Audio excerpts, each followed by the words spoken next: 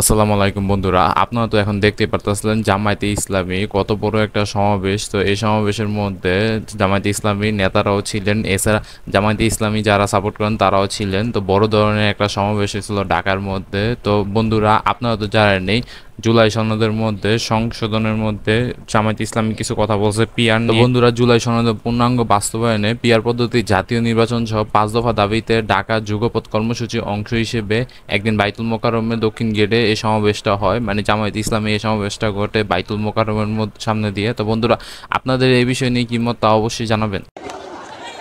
কেন বাহিরে আমার ভাই কবরে আমার ভাই কবরে গুলি কেন বাহিরে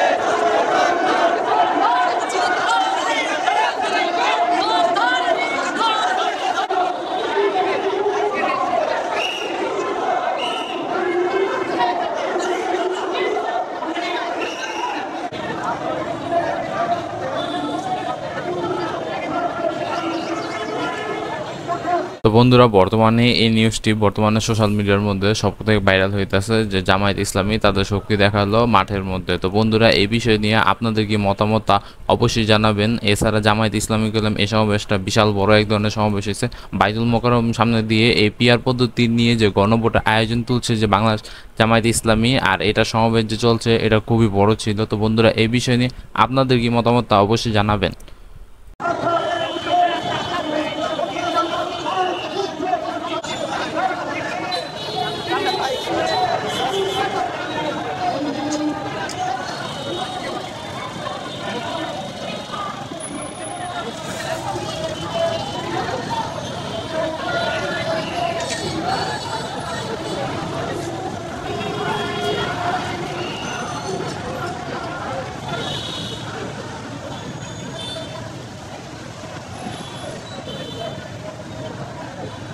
তো বন্ধুরা, বৃহস্পতিবার ঢাকায় এই বিক্ষোভ সমাবেশে দলটির নেতারা বলছিলেন যে জনগণের যদি পিয়ার পক্ষে থাকে তাহলে সবাইকে তা মানতে হবে, আর যদি এরা বিপক্ষে যায় তাহলে জামায়াতে ইসলামী তারাও মেনে নিবে যে এটা দরকার নেই বর্তমান বাংলাদেশের মধ্যে। তো বন্ধুরা, এটা ফুললি জনগণের হাতের উপর, কোনো রাজনৈতিক দলের নিজস্ব মতামতের উপর না। তো বন্ধুরা, এই ছিল ভিডিওটি। আর এই বিষয় নিয়ে যদি আপনাদের কোনো কমেন্ট থাকে তা অবশ্যই জানাতে পারবেন। তো বন্ধুরা, এই ছিল ভিডিও, দেখা হবে নতুন কোনো ভিডিওতে। যদি চ্যানেল নতুন এসে থাকে চ্যানেলটা সাবস্ক্রাইব করে দিতে পারেন, আর যদি মনে হয় ভিডিওটা শেয়ার করার মতন তাহলে বন্ধু বান্ধব আত্মীয়স্বজনের মাধ্যমে শেয়ার করে দেবেন। তো এই ছিল ভিডিও, দেখা হবে নতুন কোনো ভিডিওতে। সে পর্যন্ত ভালো থাকবেন, টেক কেয়ার, আল্লাহ হাফেজ।